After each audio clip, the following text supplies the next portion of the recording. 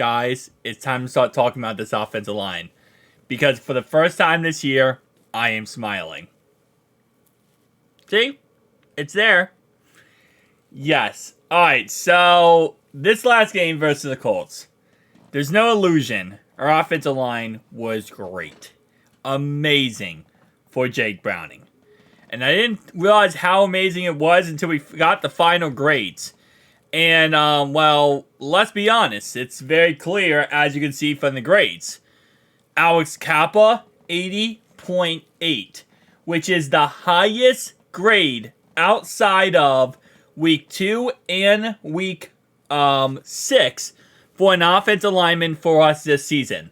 Literally, let me go over here to the left-hand side here.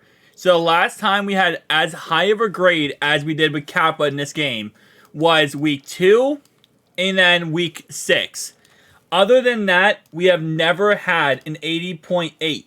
And that's not it. We've had 2 80-plus players this week on the offensive line. Let me take off my AirPods here. We had 2 players 80-plus overall on the offensive line. And yes, while they did give up 3% pass rush, which obviously means 3% of the time someone was getting through them, obviously, it's not the greatest, but with how great they performed, I mean, it's a trade-off you're willing to take. And then it'll land about 6.67. The other 3 guys, oh, they were absolutely Fort Knox out there in that game. 0% for Jonah, who's had a very struggling back-to-back game. I mean, you see right here, 36 rating, 27.4. Going into this game with his back injury, there was like some speculation. Okay, well, maybe he's still hurt. Maybe there's some problems. Will he be able to actually, play on the top level? Well, you shouldn't ask questions about whether he could play on the top level still. This guy finishes with a 78.4 grade. The 3rd best offensive lineman for the week in this game. Teddy here. Teddy K, 76.6. By the way, make sure you go ahead and vote for Teddy K for Man of the Year. Walter Payton Man of the Year. I'll leave a link down below in the description to it if you would like to go vote. You can then vote as many times as humanly possible. So I definitely recommend voting for him. But anyway, and then Cordell Volson, even the doorstop himself, 72.2. And the reason why I call him doorstop himself, by the way, is because other than last week, this guy usually is the worst offensive lineman for us. Worst offensive lineman, one of the worst. Actually had a pretty good week that week. Let me go over to the left-hand side here. And this is not even a trash Cordell Volson video because I'm just so happy with the offensive line play last week. But yeah, so awful. Actually pretty good this week. Worst, one of the worst, the worst, and the worst. So I was saying, though, overall wise, man, I can't say how beyond happy I am with this offensive line. If we're going to win moving forward, and obviously win going into the playoffs, we need our offensive line to perform at a very high level. And that's no joke, that's no illusion, that's no getting confused. It's very clear what we need. We need our offensive line to protect Jake Browning. Give him time to throw the ball, especially as he's developing, getting better, and overall wise, just performing more and more each week. I mean, listen, at the end of the day, this guy, a couple weeks ago, finally got an NFL start. Never got an NFL start in his career. Finally got an NFL start, and he's learning the game. And the best way to learn the game, really, is just NFL experience. At the end of the day, you can sit there and process and teach yourself or learn the game as much as humanly possible. But at the end of the day, you're not going to learn, every little detail. A lot of it is just experience. Going out there, being in high-pressure situations, being on a game-winning drive. The adversity of losing. Like, for example, Jake Browning last week before halftime. That adversity of giving up a touchdown on defense, then throwing a pick 6, and having a 14-point swing in 23 seconds. Like, insane numbers right there. 23 seconds. We went from winning to tied when we had a 14-point lead. Those type of things. You can teach yourself, you can practice, you can do every single thing humanly possible to try to gear yourself toward the best case scenario for yourself in that scenario, and you will never, ever, ever be able to truly have the experience of just being in that scenario when you're going into halftime where you just gave up 14 points as a team, right? And obviously with Jake Browning knowing he just gave up 7 himself. So it's the experience. And the best way to get him all this experience is by protecting him. So when I see grades like this, 80.8, 80.2, 78.4, 76.6, 72.2, not only is this telling me that obviously Jake Browning can be successful, this is telling me this offensive line, which have struggled a lot this year, is working as a unit, working as one, and getting the job done at every level of the game. And that is the most important thing we can ask for these guys. And again, listen, I've been very critical of this offensive line throughout the whole entire year. And I don't think I'm unjustified to do that. I mean, you see all the reds, guys. This is not like a crazy illusion here. This is not a magic trick. Okay, there you see all the reds, you see all the problems, and I mean, look at the Bills game: 3 yellows and 2 reds. Like that's disgusting. That's awful. That's quarterback on the ground. That's quarterback hurt. That's quarterback gone. That's drives killed. Every time you see a red, that's potential of the drive being killed. So at the end of the day, you know, we can't afford this. We're not in a situation right now with us being 7-6 to sit here and dilly-dally of, oh, well, you know, we get this together, we get this together. No. We have to be perfect. And what we saw versus the Colts with this offensive line was as close to perfect as possible. And that's exactly what we need moving forward. There is no excuse. There is no exception. And I say that as in, you know, what we just did is absolutely amazing. It is. But again, like I said, we need to replicate this. We play the Vikings this week. That's good. We have easier defense than the Colts. This needs to see the same numbers, if not better, next week. Then we play Pittsburgh again. That's not going to be an easy game. They have a great defense. Last time we played Pittsburgh, they actually did put up some decent numbers. I mean, look at that. 3 greens and 2 reds. Orlando Brown and Jonah. I'm going to scrap up Jonah to maybe he was injured, and maybe it was his right tackle, you know, it's his back injury that was causing him problems. Well, guess what, Jonah? You have a chance to redeem yourself in Week 16. So, we need to redeem yourself there. Orlando Brown, again, another guy. You can't go in this game and absolutely mess up. Now, I will say, for the offensive line play for the Steelers, a lot of those throws, you know, Jake Browning did hold on to them way too long.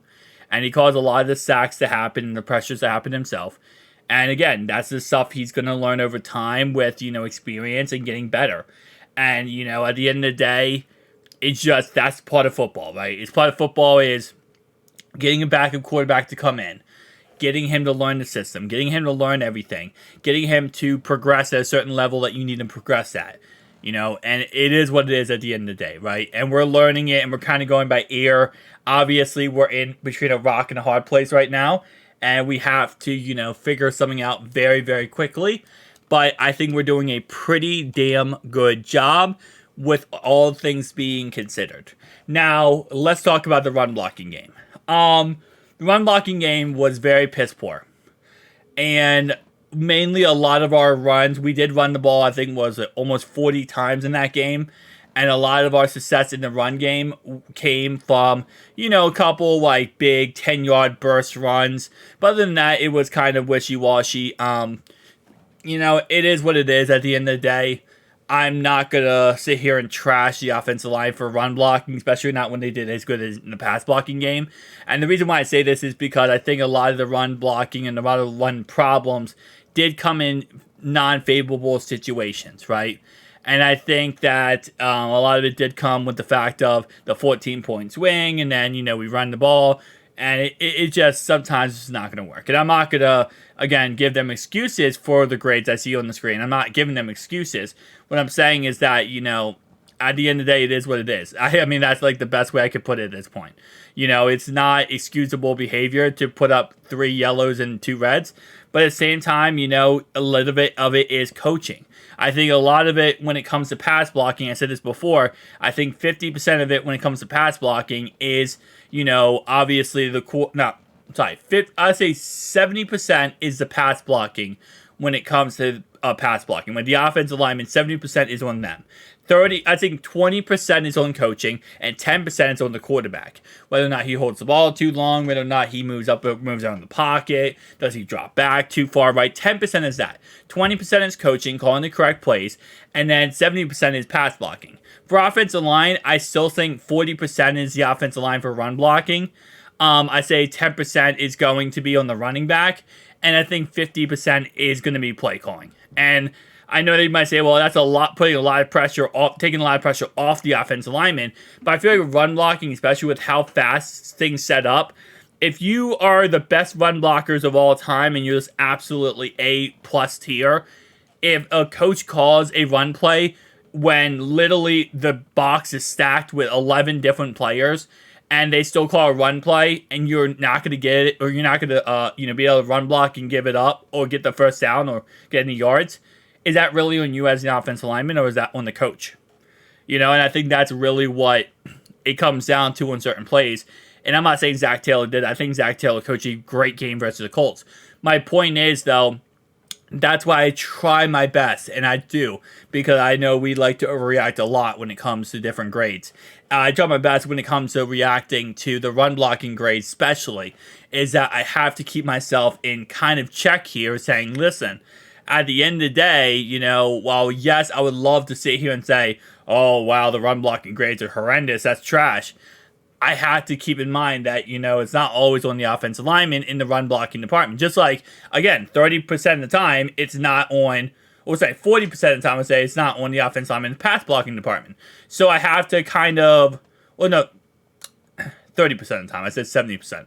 So I have to keep that, kind of mindful eye, right? I would say when it comes to that. So again, like I said, it's not acceptable, the run blocking grades that we see on the screen right now. But I think if it was a lot more favorable situations, you might see a lot better numbers. So kind of like the rundown right there. Now, I do want to go ahead and bring this up because I saw a lot of people commenting about this and asking questions. So right now, we are not currently in the playoffs.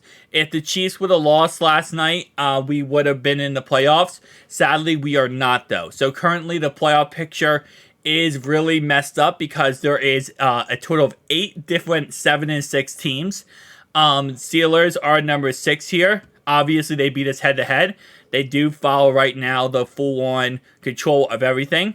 The Colts are also 7-6. The Texans are 7-6. The Broncos are 7-6, and the Bengals are 7-6. While the Buffalo Bills are also 7-6. So Buffalo Bills, again, if they would have lost yesterday, they would have been 6-7, and they also obviously are below us because of head-to-head record. Now, you might say, well, this doesn't make any sense because we beat the Colts yesterday. And how come they're 7-6 and then we're down here below? Well, so here's the tricky situation we have.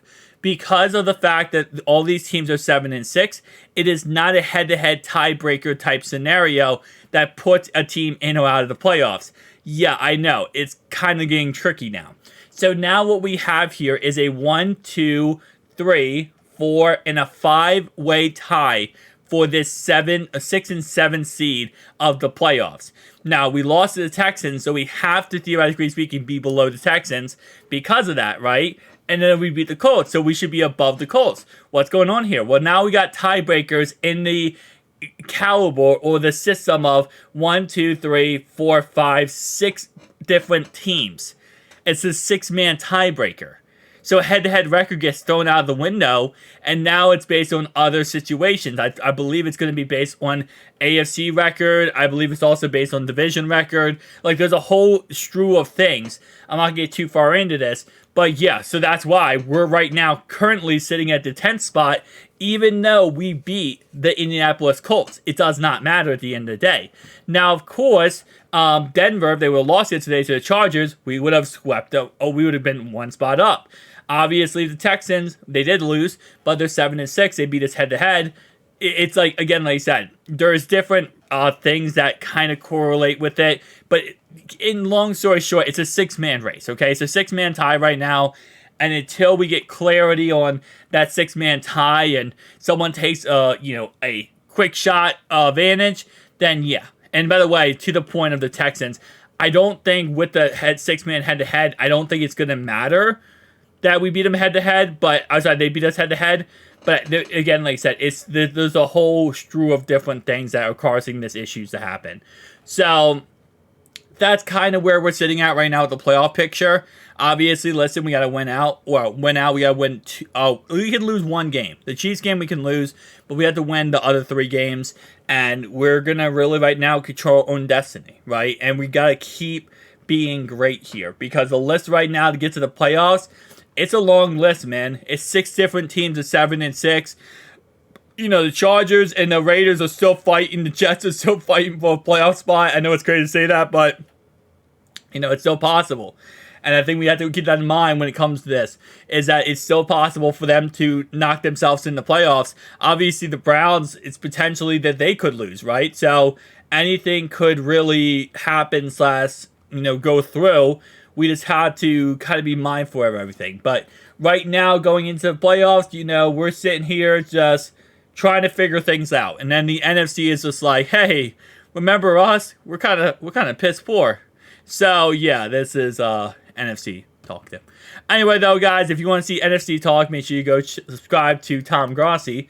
I am not obviously sponsored by Tom Grossi, but I'm saying like he covers the Packers, so his Packers are 7th right now because they're in the playoffs and they're a top 10 team. Guys, tell me down below your thoughts, opinions. I'll see you guys next one. Peace.